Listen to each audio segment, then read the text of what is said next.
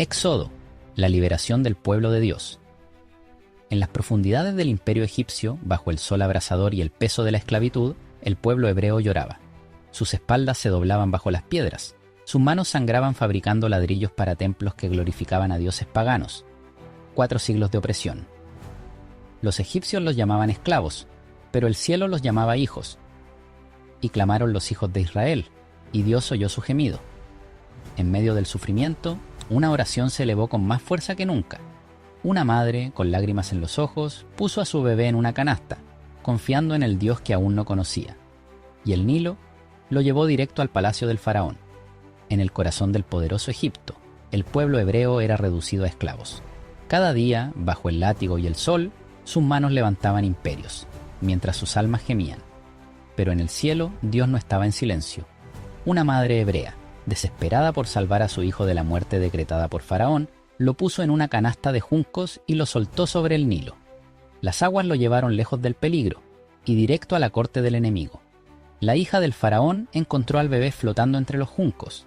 Ella lo tomó en sus brazos y lo llamó Moisés, porque de las aguas lo saqué. Creció como príncipe entre oro, ciencia y poder, pero el fuego de su sangre hebrea ardía en su interior. Un día, al ver cómo un egipcio golpeaba a un esclavo, Moisés reaccionó y lo mató. Su mundo de privilegios se desmoronó. Huyó al desierto, sin corona, sin rumbo, sin propósito. Moisés encontró refugio en la tierra de Madián, donde vivió como pastor durante 40 años. Lejos del esplendor egipcio, aprendió a caminar entre ovejas, rocas y silencio. Pero el desierto no era el final, era el lugar donde Dios forja libertadores. Un día, al pie del monte Horeb, vio algo imposible, una zarza que ardía, pero no se consumía. Se acercó con temor, y desde el fuego, una voz lo llamó. «Moisés, quita tus sandalias, este lugar es tierra santa». Dios le habló desde el fuego. «He oído el clamor de mi pueblo, ve y libéralos». Moisés se estremeció. ¿Él? ¿El exiliado? ¿El fugitivo? ¿Y si no me creen? ¿Y si no me escuchan? Pero Dios no buscaba un orador, buscaba obediencia, y así, con un bastón, una promesa. Y la presencia de Dios, Moisés emprendió el regreso a Egipto. Después de 40 años, Moisés regresó a la tierra donde una vez fue príncipe, pero esta vez no venía con autoridad humana, sino con el respaldo del cielo. Junto a su hermano Aarón se presentó ante Faraón. El Dios de Israel dice: «Deja ir a mi pueblo». El faraón respondió con desprecio: «¿Quién es ese Dios para que yo le obedezca?». Y endureció aún más el yugo sobre los hebreos. Pero Moisés alzó su bastón, y la guerra divina comenzó. Dios envió plagas sobre Egipto. No eran simples castigos. Eran golpes directos contra sus falsos dioses. 1, el Nilo se volvió sangre. 2, ranas infestaron palacios.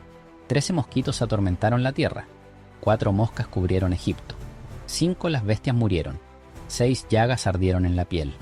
7, granizo cayó con fuego. 8, langostas devoraron todo. 9, tinieblas cubrieron Egipto por 3 días. Pero aún así, el faraón se negó. Dios anunció la 10ª plaga, la muerte de todos los primogénitos de Egipto, pero ofreció salvación. Sacrificad un cordero. Poned su sangre en los marcos de las puertas. Cuando vea la sangre, pasaré de largo. Esa noche, el ángel de la muerte descendió, y en cada hogar egipcio hubo llanto. Mientras en las casas hebreas, bajo la sangre del cordero, hubo paz. Al amanecer, Faraón no pudo resistir más. «Váyanse, llévense todo y adoren a su Dios». Los hebreos salieron de Egipto con riquezas, ganado y la bendición del cielo, no como esclavos, sino como una nación libre. Pero su libertad sería probada, porque detrás de ellos el ejército de Egipto se alistaba para una última cacería. Delante, el Mar Rojo. Detrás, el ejército egipcio. El pueblo tembló. Moisés clamó, y Dios dijo: «Extiende tu bastón». El mar se abrió en 2, con murallas de agua a cada lado. El pueblo caminó en seco, pero los egipcios lo siguieron. Y entonces Moisés levantó su mano otra vez. Las aguas volvieron con furia, sepultando al ejército de Faraón. Dios no solo liberó a su pueblo, destruyó todo lo que los esclavizaba. Los hebreos danzaron, cantaron y adoraron. Pero su viaje apenas comenzaba. En el desierto, la libertad se volvió prueba. El hambre los llevó a quejarse, la sed a dudar. Pero Dios no falló. Maná cayó del cielo. Agua brotó de una roca. Una columna de fuego los guiaba por la noche. Y al fin, Llegaron al monte donde Dios descendería con poder. El monte Sinaí ardía en fuego y relámpagos. Dios descendió en majestad. Allí entregó a Moisés los 10 mandamientos, grabados por su propio dedo. El pueblo tembló. Pero mientras Dios hablaba con Moisés, abajo fabricaban un becerro de oro. En apenas unos días olvidaron los milagros. Adoraron un ídolo de oro, como si el Dios que abrió el mar ya no existiera. La ira de Dios ardió, pero Moisés se interpuso. Si vas a destruirlos, bórrame a mí también. Ese fue el corazón de un verdadero líder, y Dios perdonó.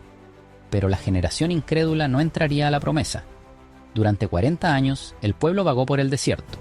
Una generación murió, pero otra nació, más fuerte, más obediente, más determinada.